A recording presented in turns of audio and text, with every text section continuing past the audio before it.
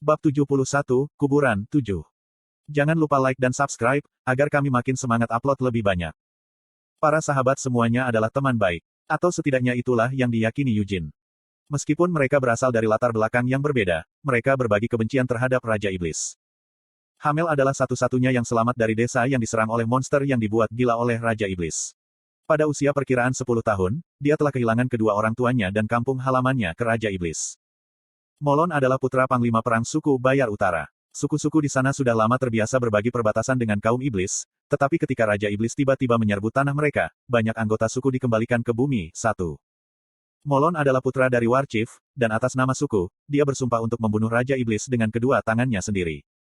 Anise adalah kandidat suci yang telah diasuh dengan hati-hati oleh para kardinal kekaisaran suci.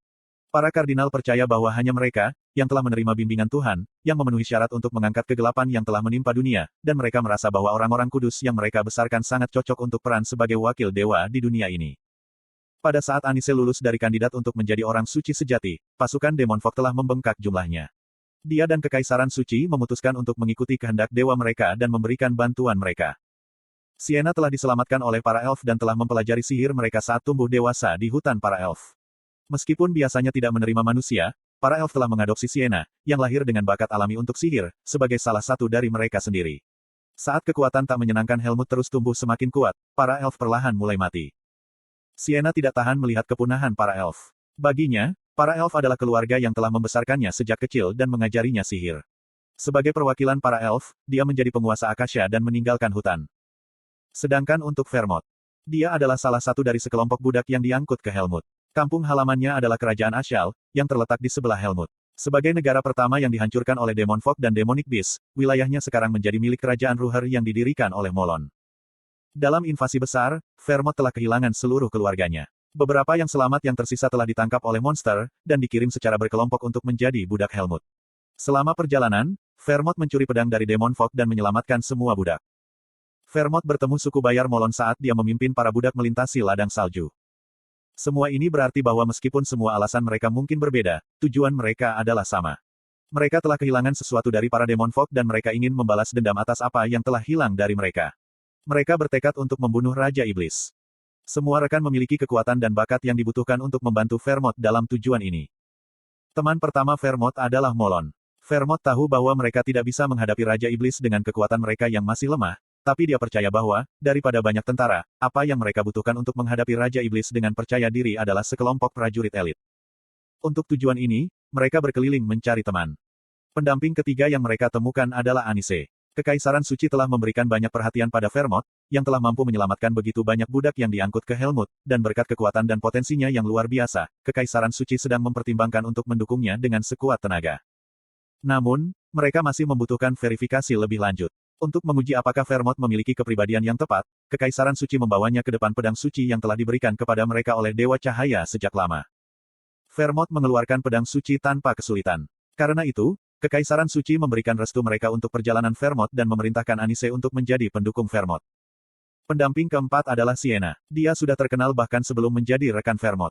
Di dunia yang penuh dengan kekacauan dan keputusasaan, itu adalah saat ketika semua orang mencari pahlawan untuk menyelamatkan mereka.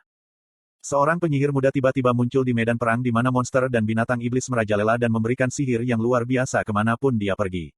Beberapa negara telah mencoba merekrut Sienna, tetapi dia menolak untuk bergabung dengan kekuatan apapun dan malah berkeliaran di dunia sendirian, berburu binatang iblis. Tetapi bahkan orang seperti itu tidak ragu untuk menjadi rekan Vermont. Itulah seberapa istimewanya keberadaan Vermont. Saya yang terakhir, kenang Eugene. Meskipun tidak sebanyak Sienna, Hamel juga cukup terkenal. Jika Sienna bisa dikatakan mendapat perhatian di tingkat nasional, Hamel telah menjadi cukup terkenal di kalangan tentara bayaran dan di medan perang. Seorang tentara bayaran muda yang terampil menggunakan semua jenis senjata dan kembali hidup-hidup bahkan dari medan perang yang paling keras sekalipun. Tanpa menjadi bagian dari pasukan tentara bayaran, tanpa memimpin pria manapun bersamanya, Hamel dikenal sebagai hantu medan perang yang pergi mencari medan perang yang penuh dengan binatang iblis daripada tempat yang memberikan bayaran tertinggi. Saat itu, itulah jenis kehidupan yang Hamel jalani. Dia bisa dengan jelas mengingat pertemuan pertama mereka. Saat itu teknologi warp belum berkembang seperti sekarang, jadi jika ingin menyeberangi laut harus naik perahu. Setelah perang di Turas Utara berakhir, Hamel tinggal di sebuah pelabuhan sambil menunggu transportasi ke Helmut, rumah dari Raja Iblis dan orang-orang iblis. Selama penantian inilah rombongan Vermont datang mencarinya. Hamel juga menerima segala macam rumor saat bekerja sebagai tentara bayaran, dan karena itu, dia juga akrab dengan Vermont. Dikatakan bahwa dalam beberapa tahun terakhir, seorang pahlawan telah membuat nama untuk dirinya sendiri di sisi lain laut. Hamel tentu saja tertarik pada Vermont, tetapi diminta untuk menjadi rekan mereka. Tidak peduli apa yang kamu tawarkan padaku, aku tidak akan mendengarkan perintah dari beberapa bajingan yang lebih buruk dariku, jadi bisakah kamu membuktikan bahwa kamu lebih kuat dariku? Sialan, Eugene mengerang ketika dia mengingat adegan ini dari kehidupan masa lalunya dan dia menutup wajahnya dengan malu. Dasar bajingan gila. Sejauh yang dia ingat, dia berusia sedikit di atas 20 tahun pada waktu itu. Tetapi apakah dia benar-benar mengatakan sesuatu seperti itu ketika dia sudah setua itu? Eugene pasti tidak mau harus mengakui bahwa itu adalah kebenaran. Orang ini adalah jenis tentara bayaran bajingan yang bisa kamu temukan di mana saja. Jadi mengapa kita perlu membawa orang ini secara khusus bersama kita? Sienna telah membuatnya kesal sejak pertemuan pertama mereka. Mungkin mustahil untuk mengharapkan kelas apapun dari orang seperti itu, tetapi masih harus ada batasan tentang seberapa tidak murni seseorang. Sir Vermont, ada banyak prajurit yang lebih baik dari anjing liar tentara bayaran ini. Satu-satunya putra komandan ksatria kekaisaran Kill dikatakan memiliki penampilan dan kepribadian yang sangat baik, serta keterampilan, jadi bagaimana dengan melihat-lihat Kill saja? Anise secara terbuka menyebutnya bajingan. Dia mungkin menyebutnya sebagai anjing liar, tapi paling tidak, itu adalah fakta bahwa dia benar-benar menyiratkan bahwa dia seperti anjing. Aku pernah mendengar bahwa para pejuang kerajaan terapung di laut adalah pria yang benar-benar pemberani. Saya ingin bersaing dengan mereka. Bahkan saat itu, Molon masih bodoh. Tidak. Vermont selalu aneh. Sambil memberikan senyum tipis pada provokasi Hamel, dia mengabaikan pendapat yang datang dari tiga lainnya. Itu pasti kamu. Sejujurnya, pada saat itu, Hamel tidak terlalu hebat. Meskipun dia telah membuat nama untuk dirinya sendiri di bidang tentara bayaran tetap saja tentara bayaran. Pada saat itu, rasa kehadiran Hamel jauh lebih kecil daripada rekan-rekannya. Namun demikian, Vermont masih mengucapkan kata-kata itu. Dia masih tidak tahu apa yang dilihat Vermont di Hamel yang membuatnya merasa seperti itu dan mengatakan hal semacam itu. Bagaimanapun, Vermont menghunus pedangnya dan menjawab tantangan Hamel dengan berdebat dengannya. Ketika dia pertama kali mengambil pedang dan mulai melakukan pekerjaan tentara bayaran, Hamel percaya bahwa dia adalah seorang jenius. Lagi pula, itulah yang dikatakan semua tentara bayaran di sekitarnya. Aku belum pernah melihat anak yang sehebat kamu dengan pedang. Anda sudah bisa merasakan mana Anda. Pedang cahaya, itu tidak masuk akal. Hamel terbiasa mengejutkan orang-orang di sekitarnya, dan terbiasa disebut jenius. Namun, dia tidak membiarkan dirinya terbawa oleh kesombongan. Setiap hari dihabiskan dalam kerja keras dan pelatihan. Karena itu, satu-satunya kebanggaannya adalah pada keterampilan yang telah ia kembangkan. Tapi Hamel tetap kalah. Dia tidak hanya kalah, dia benar-benar mendominasi. Itu tidak seperti di dongeng, di mana dia bahkan gagal menyikat pakaian Vermont, tapi pakaian Vermont memang satu-satunya yang berhasil dipotong oleh Hamel. Dia tidak menangis karena wajahnya juga terbanting ke tanah. Konon, memang benar wajahnya telah terbanting ke tanah. Ini adalah pertama kalinya dia mengalami kekalahan yang luar biasa. Sepertinya aku lebih kuat darimu. Diam, persetan, sekali lagi. Mari kita bertarung lagi. Saya belum kalah. Seperti yang diminta Hamel, Vermont bertarung dengannya sekali lagi. Mereka benar-benar bertanding 3 kali lagi, dan Hamel berakhir dengan 3 kekalahan lagi. Dalam duel pertama mereka, dia mampu memotong ujung baju Vermont, tetapi dalam 3 duel berikutnya, Hamel bahkan tidak berhasil menyentuh ujungnya. Aku akui bahwa aku jauh lebih lemah darimu, tapi kenapa kau menginginkanku sebagai rekanmu? Karena aku membutuhkanmu. Itu sebabnya saya bertanya, mengapa Anda membutuhkan saya? Bagaimanapun, Anda lebih kuat dari saya. Jika aku menang, kamu akan menjadi rekanku, bukankah itu yang kamu janjikan? Aku hanya bertanya karena aku tidak mengerti. Jika Anda meminta mereka untuk menjadi rekan Anda, ada lebih dari beberapa bajingan yang dengan senang hati akan menerima tawaran itu tanpa ragu-ragu. Kamu adalah anggota terakhir dari parti kami. Meskipun Hamel ambruk di tanah, tertutup tanah, Vermont masih mengulurkan tangannya padanya. Ayo pergi ke sana bersama, Hamel. Hamel, tidak, Eugene sangat akrab dengan rekan-rekannya. Sebagai rekan, mereka sudah tahu segalanya tentang satu sama lain. Itulah mengapa Eugene tidak mau mengakui kecurigaannya, bahwa Vermont telah merencanakan sesuatu yang licik sambil memalsukan kematiannya sendiri. Bahwa dia telah bertempur dengan Sienna di lokasi ini. Apa yang kamu lakukan, Vermont? Jika dia masih sigap, bukankah seharusnya dia pergi dan bertarung dengan Raja Iblis? Mengapa dia menyeret mayat keluar dari peti matinya, mengeluarkan jiwanya dan kemudian... Apa yang bisa membuatnya pergi sejauh ini untuk berjabat tangan dengan Raja Iblis? Tidak bisakah kamu setidaknya mengembalikan tubuhku ke peti mati? Dasar bajingan, pikir Eugene pada dirinya sendiri ketika bahunya merosot. Atau paling tidak, kamu seharusnya sudah benar, meninggalkan penjelasan. Pasti juga Vermont yang meninggalkan kalung Hamel di gudang harta karun klan Leonhardt. Jika itu Vermont, dia pasti bisa menyelundupkan kalung itu ke dalam gudang harta karun tanpa masalah. Eugene akhirnya menemukan jawaban atas misteri itu. Tapi kemudian, ada Sienna. Eugene mengerutkan kening. Satu-satunya komplikasi adalah, bagaimana Sienna tahu mengirim hantu untuk menemukannya. Mungkin masuk akal jika Sienna yang mengatur reinkarnasi dan kalungnya, tapi jika Vermont yang mengatur semua ini. Eugene menyadari sesuatu, tidak. Aku terlalu terburu-buru berasumsi bahwa Vermont membuat rencana ini sendirian. Suatu hari nanti, aku akan bertemu denganmu lagi di dunia yang telah kau rindukan. Dia berpikir bahwa ini berarti Sienna berencana untuk bertemu dengannya lagi di surga. Tetapi ketika dia memperhitungkan fakta bahwa dia telah bereinkarnasi, kalimat itu dibaca secara berbeda. Apakah Vermont mengkhianati Sienna? Dia belum bisa memastikan apapun. Eugene menggosok daun pohon dunia yang dia ambil dari jubahnya. Dia masih perlu menemukan Sienna. Tuanku, mungkinkah Anda membutuhkan istirahat toilet? Laman dengan hati-hati menyuarakan pertanyaan itu. Dia khawatir tentang Eugene, yang dia bawa di punggungnya. Sejak beberapa waktu yang lalu, Eugene terus-menerus berkedut dan membuat suara rangan yang aneh. Tidak ada toilet di padang pasir, Laman memberitahunya.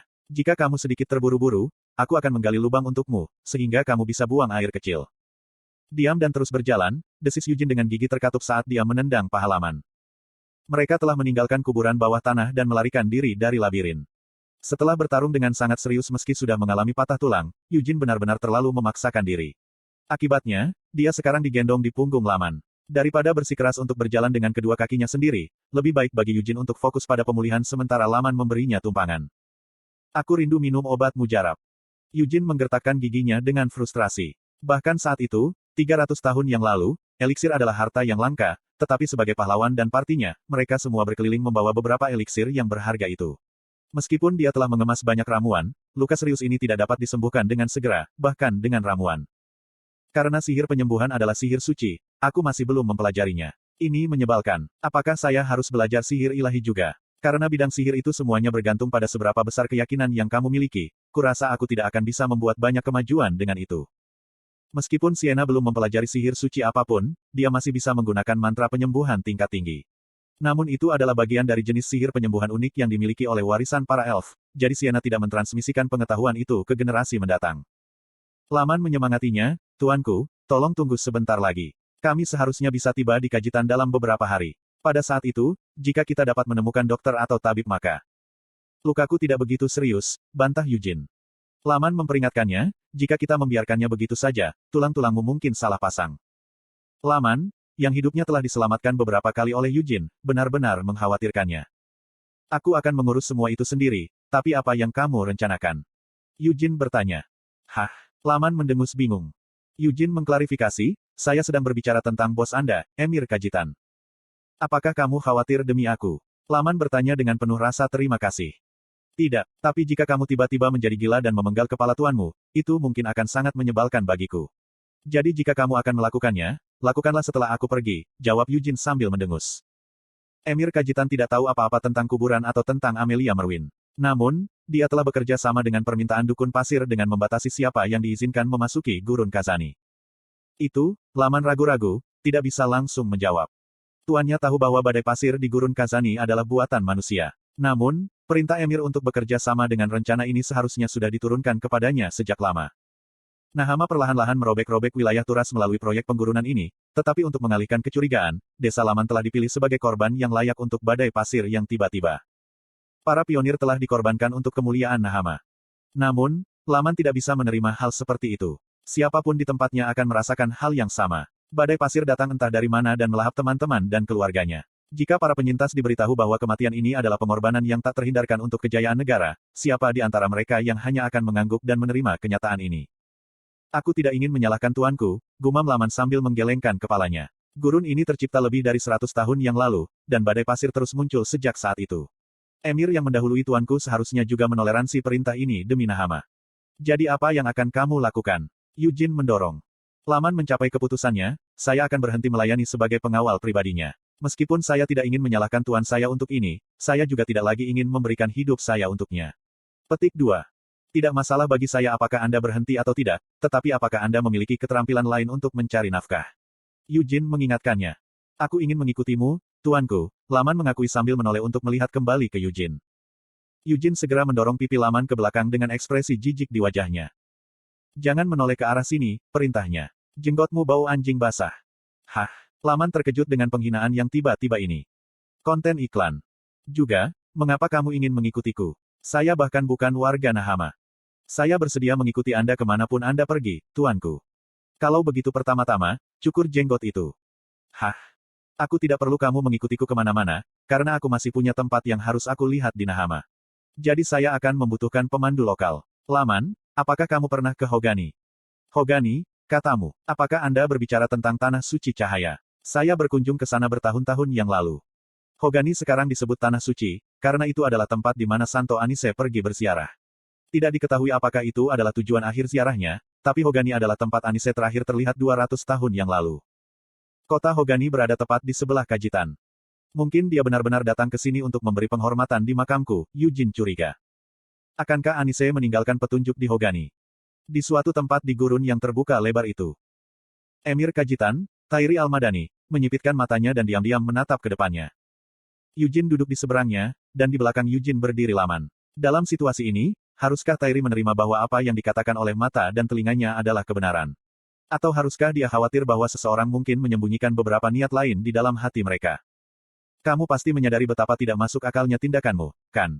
Tairi bertanya dengan tajam, melampiaskan sebagian tekanan yang dia alami. Bawahan saya memberitahu saya setiap kata yang Anda katakan kepada mereka. Karena letnan dan bawahan Laman lainnya telah dipukuli dengan sangat parah oleh Yujin, untuk menjelaskan kondisi mereka, mereka tidak punya pilihan selain melapor dengan jujur kepada Tairi. Lamanlah yang telah mengidentifikasi dirinya sebagai pencuri, untuk diam-diam terus melaksanakan perintah Tairi, dan letnan itu memiliki lidah yang cukup fasih. Dia telah menyalahkan kaptennya, menyalahkan Laman karena gagal menjalankan perintah tuannya dengan benar. Tairi berbicara kepada Yujin Leonhardt, kamu. Apakah Anda benar-benar percaya bahwa saya mengirim orang-orang saya setelah Anda untuk mencuri dari Anda? Tidak peduli apa niat Emir yang terhormat, bukankah benar saya menderita kerugian karena mereka? Yujin bertanya dengan polos. Yujin tahu seluruh kebenaran, yang berarti bahwa Tairi telah menjadi lawan yang jauh lebih mudah untuk dihadapi. Mereka hanya ditugaskan untuk melindungimu, klaim Tairi. Yujin menolak alasannya, mengapa mereka harus berbohong tentang menjadi pencuri untuk melindungiku. Karena kamu adalah anggota klan Leonhardt Kekaisaran Kiel, dan aku adalah Emir Nahama, Tairi bersikeras dengan alis berkerut. Saya tidak yakin apakah Anda mengetahui hal ini, tetapi hubungan Nahama dan Kiel tidak terlalu bersahabat. Kaisar Kiel mewaspadai kekuatan Nahama, dan Sultan juga menahan amarahnya atas fitnah Kekaisaran Kiel. Tapi apa hubungannya dengan kebohongan Emir yang terhormat? Yujin bertanya. Dan apa yang membuatmu berpikir bahwa tidak ada hubungannya? Saya yakin Anda sadar bahwa Kazani rentan terhadap badai pasir yang tiba-tiba. Tairi waspada terhadap apa yang mungkin Yujin sembunyikan di dalam kepalanya. Tairi tahu bahwa dukun pasir dari gurun Kazani sengaja menciptakan badai pasir sebagai tindakan invasi. Tentu saja, negara-negara lain mungkin juga curiga bahwa badai pasir digunakan sebagai sarana invasi, tapi jika bocah itu benar-benar bentrok dengan Sen Saman, Tairi tidak bisa menganggap enteng masalah ini. Belum ada pesan apapun, Tairi mengingat dengan prihatin. Tempat di mana para dukun pasir menundukkan kepala saat mereka bekerja adalah di ujung lain gurun. Dari sana, mereka secara berkala menciptakan badai pasir dan secara bertahap memperluas cakupan gurun. Kecuali jika Yujin Leonhardt memiliki sepasang sayap, mustahil baginya untuk mencapai ujung gurun yang lain dalam beberapa hari ini. Jika aku terlihat melindungimu secara terbuka, itu mungkin dianggap sebagai Nahama yang menundukkan kepalanya ke Kekaisaran Kiel, lanjut Tairi menjelaskan. Selain itu, aku masih mencoba mencari tahu niatmu. Mengapa Anda menuju ke gurun Kazani, di mana tidak ada orang yang benar-benar tinggal? Yujin menolak untuk menjawab, saya tidak duduk di sini karena saya ingin diinterogasi. Itulah masalahnya. Tidak mungkin bagi saya untuk menginterogasi Anda, jadi saya menyuruh orang-orang saya mengikuti di belakang Anda, untuk berjaga-jaga jika mereka perlu melindungi Anda dari keadaan yang tidak terduga. Jika Laman Sulhof, yang berdiri di belakang Anda, baru saja mengikuti perintahnya dengan benar, maka Anda dan saya tidak akan pernah ditempatkan dalam posisi yang tidak nyaman seperti itu, Tairi melirik Laman. Dia melanjutkan, saya mengerti mengapa Anda akan merasa tidak senang dengan ini, tetapi saya khawatir saya tidak memiliki suara dalam masalah ini. Juga, bukannya mereka benar-benar mencuri sesuatu darimu, kan? Dari apa yang dikatakan anak buahku, mereka hanya mengikuti di belakangmu pada jarak yang wajar. Pertama-tama, kaulah yang menyerang mereka saat mereka melakukan hal itu. Yujin menyeringai pada kata-kata ini dan menyesap tehnya. Emir tua ini tidak menyinggung tentang Assassins atau Sen Samans. Dia mungkin tidak tahu bahwa Yujin telah disergap oleh para asasin dan kemudian menyingkirkan semua Sen Saman yang tersembunyi di bawah tanah. Ketidaktahuannya tidak bisa dihindari. Labirin tempat Yujin jatuh adalah penjara bawah tanah di bawah komando Amelia Merwin. Bahkan Sultan mungkin tidak menyadari fakta bahwa kuburan Hamel telah ditemukan di sana. Satu-satunya yang tahu tentang penjara bawah tanah ini adalah dukun pasir yang ditempatkan di sana. Almarhum dukun pasir telah sepenuhnya patuh kepada Amelia Merwin, karena mereka takut padanya. Alasan mengapa Tairi Almadani mencoba menjauhkan Eugene dari gurun itu semua karena badai pasir, bukan karena Amelia Merwin. Jadi tidak perlu mengkhawatirkan hal itu, Eugene mengingatkan dirinya sendiri. Jika bukan itu masalahnya, maka Eugene juga akan berada dalam posisi yang sulit. Eugene bermaksud untuk menyelesaikan dengan bersih semua urusannya di negara ini sebelum dia pergi. Eugene melanjutkan ofensif, tidak peduli apa yang dikatakan Emir yang terhormat, itu tidak mengubah fakta bahwa Emir membahayakan hidupku, bukan. Tairi mengalihkan kesalahan, pasti bawahanku yang tidak kompeten yang gagal memahami perintahku dengan benar. Pasti ada kesalahpahaman di suatu tempat. Eugene menerkam, tapi aku bertanya-tanya bagaimana aku harus menjelaskan kesalahpahaman seperti itu kepada keluargaku. Tairi ragu-ragu, aku tidak yakin apa yang kamu maksud dengan kata-kata itu. Jika itu masalahnya, maka sepertinya aku gagal membujukmu. Dalam keadaan seperti ini, saya khawatir Emir akan mendapat banyak masalah. Dan itu bukan sesuatu yang saya katakan dengan enteng. Eugene memainkan cangkir teh yang mewah, tangannya terbungkus perban, saat dia melanjutkan berbicara, dari apa yang telah dikatakan sejauh ini, sepertinya aku juga harus bertanggung jawab atas kata-kata cerobohku. Sayangnya, karena saya masih terlalu muda. Untuk bertanggung jawab atas kata-kata saya ini, saya tidak punya pilihan selain meminjam kekuatan keluarga saya. Petik 2. Tuan Eugene, panggil Tairi. Eugene menggelengkan kepalanya, aku juga tidak ingin melakukan itu, karena itu bisa menyebabkan masalah antara kedua negara kita. Aku juga tidak ingin menimbulkan masalah apapun untuk keluargaku. Tapi Emir, lupakan aku, apakah kamu bisa menanggung konsekuensi ini? Tairi menghela nafas panjang dan mengusap janggutnya. Eugene menyeringai pada Emir tua di depannya. Petik 2. Tuan muda, apa yang kamu inginkan? 500 juta sals, kata Eugene sambil menyesap tehnya lagi. Saya akan menganggap ini sebagai tawaran jika saya jadi Anda, hubungan kami menjadi sangat tidak nyaman karena kesalahpahaman yang gagal diselesaikan dengan benar, dan jika jumlah yang sedikit itu memperlancar semuanya. Haha, Tairi tertawa datar. Yah, ini mungkin bukan yang dimaksudkan Emir, tapi, mari kita anggap ini sebagai pertemuan yang tidak bisa dijelaskan antara kita berdua, usul Eugene. Saya akan pastikan untuk tutup mulut, jadi yang perlu Anda lakukan hanyalah membuka dompet Anda, Emir yang terhormat. Aku pernah mendengar bahwa kamu sekarang berusia 19 tahun, tetapi kamu benar-benar berani, kata Tairi dengan gigi terkatup. Saya sudah sering mendengar kata-kata seperti itu dari sana-sini. Tetapi jika saya benar-benar tipe yang berlarian seperti anak kuda dengan ekornya terbakar, bukankah Anda akan tetap menjadi orang yang bermasalah, Emir yang terhormat? Aku tidak bisa tidak merasa enggan. Saya baru saja mengirim bawahan saya setelah Anda untuk melindungi Anda, jadi mengapa saya sekarang harus membayar denda seolah-olah saya telah melakukan kejahatan? Saya merasa ada banyak cara lain untuk menyelesaikan masalah ini. Cara lain, mungkin karena saya masih muda, tetapi kata-kata yang baru saja Anda ucapkan membuat saya takut, Emir yang terhormat. Bisakah Anda benar-benar berpikir untuk membunuh saya di sini? Atau mungkin Anda berencana mengirim asasin untuk mengejar saya? Either way, itu mungkin akan bertentangan dengan keinginan Sultan. Biaya mengambil tanggung jawab untuk keputusan ekstrim seperti itu pasti akan meningkat ratusan kali lebih tinggi daripada hanya 500 juta penjualan. Tairi terdiam beberapa saat. 500 juta, bukan. Seperti yang Eugene katakan, itu bukan jumlah yang berlebihan. Namun, seperti yang Tairi akui, dia tidak bisa menahan perasaan enggan. Apakah dia benar-benar dituduh mencuri? Klaim absurd macam apa ini? Haruskah aku menerima biaya 500 juta sal untuk menyelesaikan seluruh urusan ini? Bagaimana jika Eugene bertemu dukun pasir di padang pasir? Tidak, seharusnya tidak ada kemungkinan itu. Tairi harus mengirim seseorang untuk memastikan, tetapi tidak mungkin bagi seorang bocah 19 tahun seperti ini untuk kembali hidup-hidup jika dia bertemu dengan dukun pasir dan pembunuh di padang pasir. Bahkan jika Eugene cukup beruntung untuk selamat dari pertemuan dan kembali seperti itu, Tairi tidak dapat membayangkan bagaimana Eugene dapat melalui pertemuan seperti itu dan kemudian dengan tenang datang ke sini untuk berbicara tentang kesalahpahaman dan meminta suap sebesar 500 juta sal. Jika aku harus maka aku akan membayarnya, Tairi menyetujui, mengangguk pelan. Jika Anda dapat menjamin bahwa ini benar-benar akan memadamkan kemarahan Anda. Saya tidak dibesarkan dengan buruk sehingga saya akan membuat ulah setelah menerima pembayaran penuh, Eugene meyakinkannya.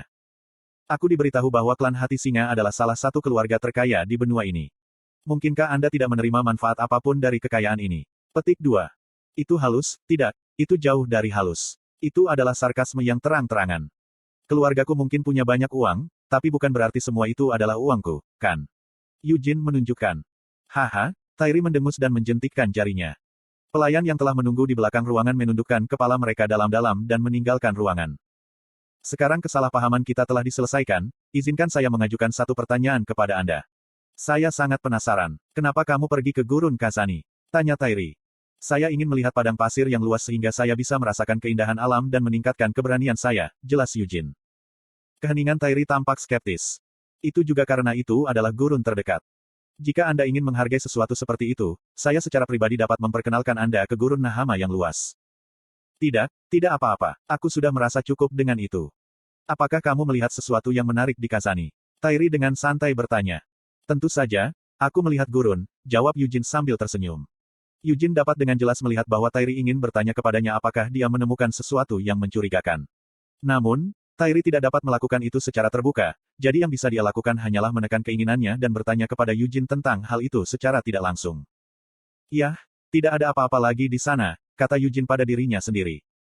Dari makam Hamel, patung, peti mati, dan beberapa pilar. Segala sesuatu yang tidak ingin dia tinggalkan terkubur telah dimasukkan ke dalam jubahnya.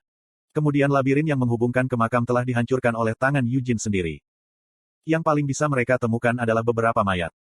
Yang menguasai penjara bawah tanah itu adalah Amelia Merwin, bukan Sultan. Baik Sultan maupun dukun pasir lainnya tidak tahu apa-apa tentang kuburan itu. Selama Amelia Merwin tidak mengatakan apa-apa, tidak ada yang akan tahu apa yang Eugene alami di sana. Eugene teringat sesuatu, satu hal lagi. Saya akan membawa Laman Sulhof bersama saya ketika saya pergi. Untuk alasan apa? Tairi bertanya dengan ragu-ragu.